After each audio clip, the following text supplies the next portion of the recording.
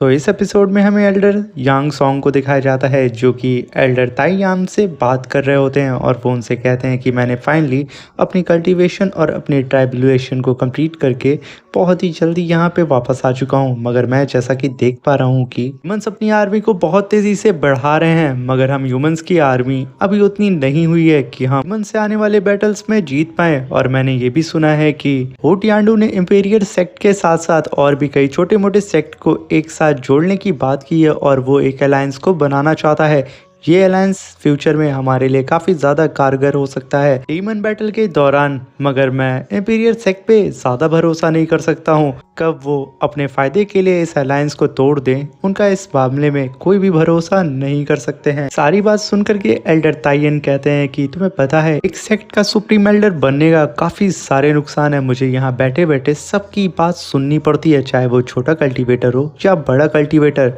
मैं इन सब चीज़ों से थक चुका हूँ और ये सारी चीज़ें मैं तुम्हारी वजह से झेल रहा हूँ। इस बात को सुनकर के एल्डर यांग हंसने लगते हैं और तभी यहाँ पे सीन शिफ्ट होता है और हमें दिखाया जाता है ड्रैगन गर्ल और शॉलिंग ने जब उस यामाजुमा स्क्रिप्चर को जान से मारने की कोशिश की थी, तभी वो स्क्रिप्चर इन लोगों को अपने अंदर खींच लेता है, जिसकी वजह से वो लोग उस स्क्रिप्चर के अंदर चले जाते हैं जहाँ पे ये दुनिया पूरी तरीके से उल्टी होती है। तभी ड्रैगन गर्ल आसमान में देखती है, उसके ऊपर यिन और यान का फॉर्मेशन अभी भी बना होता है। तभी ड्रैगन गर्ल कहती है कि ज़रूर इस फॉर्मेशन को कंट्रोल करने वाला वही यामाजुमा फेस है, मगर मुझे समझ में नहीं आ रहा जब हमने उसके ऊपर अटैक किया तो वो हमें कैसे अपने अंदर खींच सकता है और ये दुनिया पूरी तरीके से उल्टी क्यों है। ये सोच करके वो काफ़ी ज़्यादा परेशान हो रही होती है और इधर शॉलिंग को तो यहाँ कुछ समझ में नहीं आ रहा होता। तभी वहाँ पे यामाजुमा स्क्रिप्चर वहाँ पे अपीयर हो जाता है और वो एक साउंड अटैक सीधा ड्रैगन गर्ल और शॉलिंग के ऊपर करता है।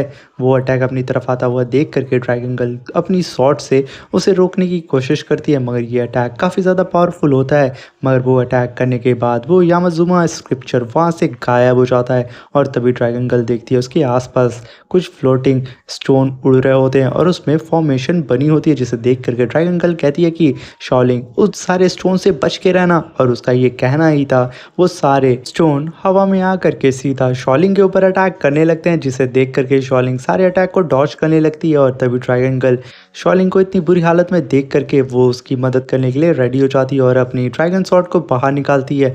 मगर तभी वो भी हवा में फ्लोट करने लगती है और उसे समझ भी नहीं आता है कि उसके साथ क्या हो रहा है। और तभी वो अपनी स्पिरिचुअल एनर्जी रिलीज करती है और वो देखती है कि उसके आसपास जो भी फ्लोटिंग स्टोन थे, उन स्टोन से मैग्नेटिक फील्ड निकल रही होती है, जिसे देख करके ड्रैगन गर्ल ये समझ जाती है कि अगर उसने अपनी स्वॉर्ड को अपनी सी में नहीं रखा तो वो इसी तरह हवा में तैरती रहेगी, क्योंकि वो सारे स्टोन उसकी स्वॉर्ड को अपनी तरफ खींच रहे होते हैं और उसे काबू करने की कोशिश कर रहे होते हैं। और तभी एक वक्त ऐसा आता है कि ड्रैगन गर्ल के हाथ से उसकी स्वॉर्ड छूट जाती है और वो ऐसा देख करके अपनी स्वॉर्ड को खोना नहीं चाहती थी, इसलिए जल्दी से वो अपनी स्वॉर्ड को अपनी स्पिरिचुअल एनर्जी से खींचने लगती है और अपनी सोल सी में रख लेती है। और तभी उसकी नजर पड़ती है शॉलिंग पे, जिसने अभी भी होंगी स्वॉर्ड को पकड़ा था और वो होंगी स्वॉर्ड शॉलिंग को उसी मैग्नेटिक स्टोन के पास खींच करके ले जा रही होती है, जिसे देखकर ड्रैगन गर्ल कहती है कि तुम अपनी स्वॉर्ड को जल्दी से छोड़ दो। ये सुनते ही शॉलिंग तुरंत अपनी स्वॉर्ड को हाथ से छोड़ देती है और सीधा गिरते पड़ते ड्रैगन गर्ल के पास आ जाती है। और तभी वो लोग चारों तरफ देखने लगते हैं और तभी उन लोग के सामने यामाजुमा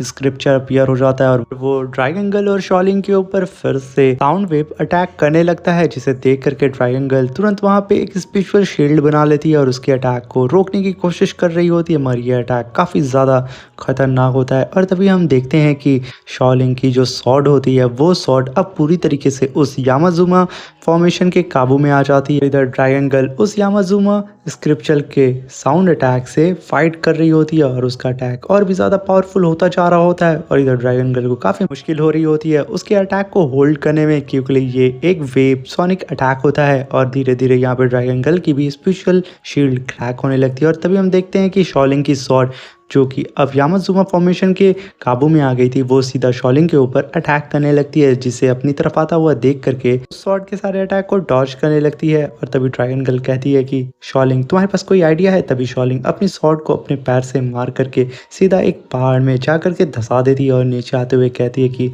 मेरे पास एक तरीका है, इस फॉर्मेशन को थोड़ी देर के लिए कंट्रोल करने का, मगर याद रहे तुम्हें सिर्फ एक ही मौका मिलेगा, क्या तुम अटैक कर पाओगी? तभी ड्रैगन गर्ल कहती है कि हाँ मैं कर लूंगी। तभी शॉलिंग अपने पास से एक फ्लूट निकालती है और इस फ्लूट को देख करके ड्रैगन गर्ल कहती है कि ये तो यूनर का मैजिकल वेपन है, आखिर ये तुम्हारे पास कैसे आया? तभी शॉलिंग कहती है कि ये तो मेरा है, और ये कह करके वो उस फ्लूट को बचाने के लिए हवा में चली जाती है। तभी ड्रैगन गर्ल कहती है कि चोर डीमन कहीं की, और तभी हम देखते हैं कि शाओलिंग हवा में जा कर के वो भी साउंड अटैक सीधा उस यामाजुमा फॉर्मेशन के ऊपर करने लगती है। मगर यहाँ पे शाओलिंग का अटैक काफ़ी ज़्यादा खतरनाक होता है, जिसकी वजह से ड्रैगन गर्ल को भी यहाँ पे होल्ड करने में काफ़ी दिक्कत हो रही होती है। और देखते ही देखते शाओलिंग उस यामाजुमा फॉर्मेशन के ऊपर डोमिनेट करने लगती है, और ड्रैगन गर्ल को जैसे ही मौका मिलता है वो अपनी ड्रैगन स्वॉर्ड को बाहर निकालती है और पलक झपकते ही उस यामाजुमा फॉर्मेशन के ऊपर अटैक कर देती है, और वो फॉर्मेशन यहाँ पे डिस्ट्रॉय हो जाता है। ये देख करके शाओलिंग और ड्रैगन गर्ल वो दोनों काफ़ी ज़्यादा खुश होते हैं, क्योंकि यामाजुमा स्क्रिप्चर यहाँ पे डिस्ट्रॉय हो चुका था और इस यिन यान फॉर्मेशन को कंट्रोल वही कर रहा था। तभी ड्रैगन गर्ल चारों तरफ देखती है कि चारों तरफ की जो जगह थी वो कोलैप्स हो रही है। ये देख करके ड्रैगन गर्ल कहती है कि मैं जल्दी से इस यिन और यान फॉर्मेशन से बाहर निकलना होगा, वरना हम यहीं पे फंसे रह जाएंगे। और वो जल्दी से फ्लाई करते हुए उस फॉर्मेशन के बाहर निकलने की कोशिश करती हैं, और सारे तरफ पहाड़ गिर रहे होते हैं और उसे रोकने की कोशिश करते हैं, मगर वो लोग उस फॉर्मेशन के जरिए बाहर निकल जाती हैं। और यही सीन शिफ्ट होता हमें दिखाया जाता है कि फैंग यान बैठ के कल्टीवेशन कर रहा होता है, और वो अभी भी उस ब्लैक वाटर किंग स्नेक की बॉडी को एब्जॉर्ब करने की कोशिश करता है। मगर तभी वो कहता है कि एम्पीरियर यान, मैं इस पिल को रिफाइन नहीं कर पाऊंगा, क्योंकि मुझे ऐसा लग रहा है कि इस पिल की पावर इतनी ज़्यादा है कि मेरी बॉडी यहाँ पे फट जाएगी। तभी एम्पीरियर यान काफ़ी ज़्यादा परेशान हो जाता है, और वो कहता है कि फैंग यान, अभी तुम इनिशियल फाउंडेशन के मिड स्टेज पे हो, और क्या तुम इस स्टेज पे आकर के हार मानना चाहते हो? और क्या तुम आने वाले बैटल में हू टियांडू से फाइट नहीं करना चाहते हो? मुझे लगता है कि तुम उससे ज़्यादा पावरफुल बनना नहीं चाहते हो। ये सुन करके फैंग यान की जान में जान आती है, और वो गुस्से से अपनी एनर्जी को कलेक्ट करने लगता है और कहता है कि मुझे उसे किसी भी कीमत पे जान से मारना है। फिर यान कहता है अपने मन में कि जब भी फैंग यान को ऐसा लगता है कि वो किसी भी चीज़ को नहीं कर पाएगा, बस इसके सामने हू टियांडू का नाम ले लो, ये पागल हो जाता है और उस चीज़ को वो बहुत ही आसानी से कर लेता है। मानना पड़ेगा इसकी नफरत तो बहुत ज़्यादा है। और यहीं सीन शिफ्ट होता हमें दिखाया जाता है कि शाओलिंग और ड्रैगन गर्ल उस यिन और यांग फॉर्मेशन से बाहर आ जाती हैं, और ड्रैगन गर्ल फैंग यान को ऐसे कल्टीवेट करते हुए देखती है और कहती है कि मुझे यकीन नहीं हो रहा है कि फैंग यान ने यहाँ पे ब्लैक वाटर किंग स्नेक को सीधा रिफाइन कर लिया है, और बल्कि ये प्रोसेस बहुत ही ज़्यादा खतरनाक है, क्योंकि ब्लैक वाटर स्नेक किंग की पावर बहुत ज़्यादा थी। अगर इस पावर को फैंग यान कंट्रोल नहीं कर पाया तो उसकी बॉडी यहाँ पे ब्लास्ट हो जाएगी, और ना जाने कौन सा यहाँ पे मेथड फैंग यान यूज़ कर रहा है। ये कह करके ड्रैगन गर्ल और साथ में शाओलिंग वो दोनों ही काफ़ी ज़्यादा परेशान हो रहे होते हैं, क्योंकि फैंग यान को काफ़ी दर्द हो रहा होता है। और यही सीन शिफ्ट होता हमें दिखाया जाता है कि होंग के पास एक बंदा आता है जो कि आइसलैंड का डिसाइबल होता है, जिसे देख करके होंग कहता है कि क्या बात है, तुमने मेरे सारे ट्रैप को आसानी से पार कर दिया। तभी वो डिसाइबल कहता है कि मेरे मास्टर ने टेलीपोर्टेशन तिलिस्मान दिया था, जिसके जरिए मैं तुम्हारे ट्रैप को पार कर पाया। तभी होंग कहता है कि तुम्हें ऐसा क्यों लगता है कि मुझे नहीं पता चला था कि तुम यहाँ पे आ रहे हो। और यही सीन शिफ्ट होता है हमें दिखाया जाता है कि फैंग यान यहाँ पे अब कल्टीवेशन करके उठने वाला होता है, जिसे देख करके ड्रैगन गर्ल कहती है कि क्या फैंग यान ने यहाँ पे पूरी तरीके से उस ब्लैक वाटर किंग स्नेक को रिफाइन कर लिया। और तभी फैंग यान वहाँ पे फाइनली उठ जाता है, जिसे देख करके वो दोनों लड़कियाँ काफ़ी शॉक्ड हो जाती हैं। अभी फैंग यान कहता है कि मैं अब इतना ज़्यादा पावरफुल हो चुका हूँ कि मैं इस यामाजुमा फॉर्मेशन को आसानी से ब्रेक कर सकता हूँ, जिसको सुन करके वो दोनों लड़कियाँ काफ़ी ज़्यादा खुश होती हैं। अभी ड्रैगन गर्ल कहती है कि आखिर फैंग यान तुमने उस ब्लैक वाटर किंग स्नेक को किस तरीके से रिफाइन किया है, क्या इस मेथड के बारे में मैं जान सकती हूँ? मगर फैंग यान कहता है ये सारी चीज़ें मैं तुम्हें बाद में बताऊंगा, फिलहाल के लिए हम लोगों को किसी भी तरीके से इस फॉर्मेशन से बाहर निकलना है, और ये चीज़ ज़्यादा इंपॉर्टेंट है। इस बात को सुनकर के ड्रैगन गर्ल कहती है कि तुमने सही कहा, हमें तो फिलहाल के लिए यहाँ से निकलना ही है। तभी शाओलिंग कहती है क्या तुम लोग के पास कोई प्लान है यहाँ से निकलने का? तभी ड्रैगन गर्ल फैंग यान से कहती है कि मैंने ऑलरेडी इस यामाजुमा फॉर्मेशन के इनर कोर को डिस्ट्रॉय कर दिया है, जो कि अब मुझे ऐसा फ़ील हो रहा है कि ये फ़ॉर्मेशन अब वीक हो चुका होगा। तभी शाओलिन कहती है, क्या तुम भूल रही हो, उस यामाज़ुमा फ़ॉर्मेशन को डिस्ट्रॉय करने में मैंने भी तुम्हारी बहुत मदद की थी और इनफैक्ट मैंने तो वहाँ पे म्यूज़िक भी प्ले किया था।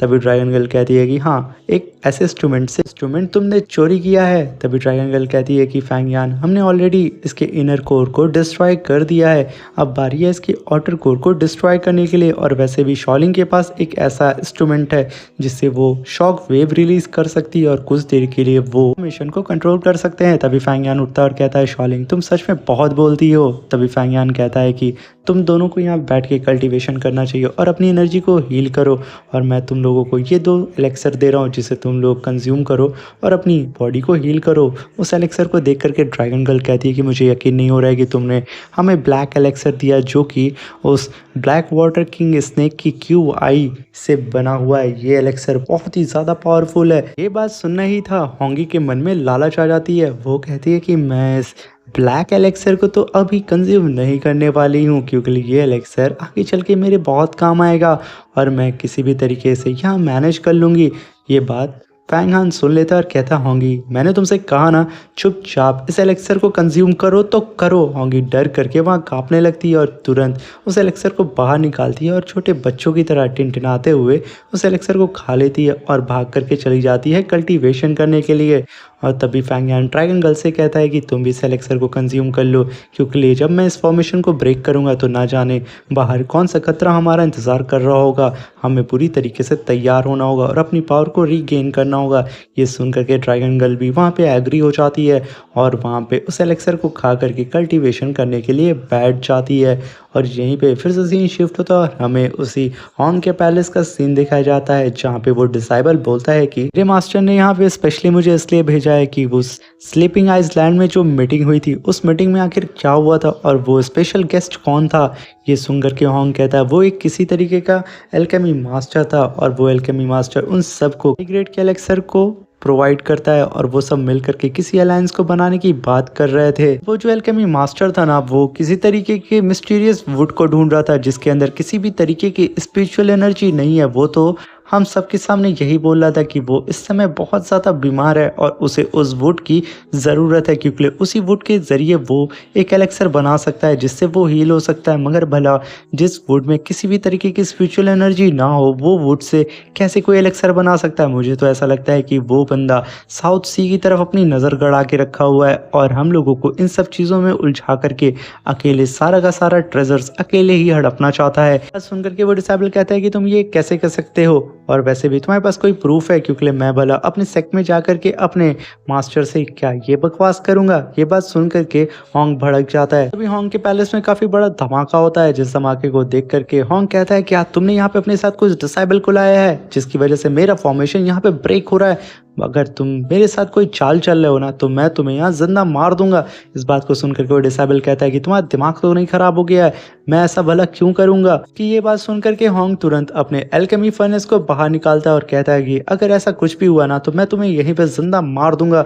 और तभी हॉन्ग जैसे अपने एल्केमी फर्नेस को बाहर निकालता है, वो कहता है कि मुझे यकीन नहीं हो रहा कि मेरे यामाज़ुमा फॉर्मेशन का कनेक्शन एल्केमी फर्नेस से टूट चुका है। और तभी ये सारी चीज़ों को ऑब्जर्व करने के बाद वो खुद से ही अपने एल्केमी फर्नेस को ऑपरेट करने लगता है और उसे मैनुअली ऑपरेट करके उस फॉर्मेशन को फिर से बनाने लगता है और कहता है कि इस फॉर्मेशन के अंदर जो भी होगा ना मैं उसे आज मसल के रख दूंगा। और तभी हम देखते हैं कि ड्रैगन गर्ल अचानक कल्टीवेशन से उठ जाती है और वो कहती है कि क्या ये फॉर्मेशन कैसे मूव करने लगा, क्योंकि हम लोगों ने इसके इनर कोड को पूरी तरीके से डिस्ट्रॉय कर दिया था। तभी उस झटके की वजह से शॉलिंग भी अपनी कल्टीवेशन से उठ जाती है। तभी ड्रैगन गर्ल शॉलिंग से कहती है कि शॉलिंग वो देखो, वो यामाज़ुमा फेस फिर से अपीयर हो गया है, तुम तुरंत अपने फ्लूट को निकालो और वेस्ट साइड में जा करके उसके ऊपर अटैक करो। ये सुन करके शॉलिंग तुरंत खड़ी हो जाती है और कहती है ठीक है मैं ऐसा करने जा रही हूँ, और वो अपने फ्लूट को निकालती है और यामाज़ुमा फेस से कहती है कि अब बच्चे तुम नहीं बचोगे, और वो अपने फ्लूट को निकाल करके यामाज़ुमा फेस के ऊपर अटैक करने लगे। इस बार शॉलिंग के अटैक का असर उस फेस पे नहीं हो रहा था, क्योंकि उस फेस को अब मैनुअली जो हैंडल कर रहा था उसका मास्टर। ये देख करके ड्रैगन गर्ल कहती है कि मुझे यकीन नहीं हो रहा है कि ये फेस से ज़्यादा पावरफुल हो चुका है और शॉलिंग के ऊपर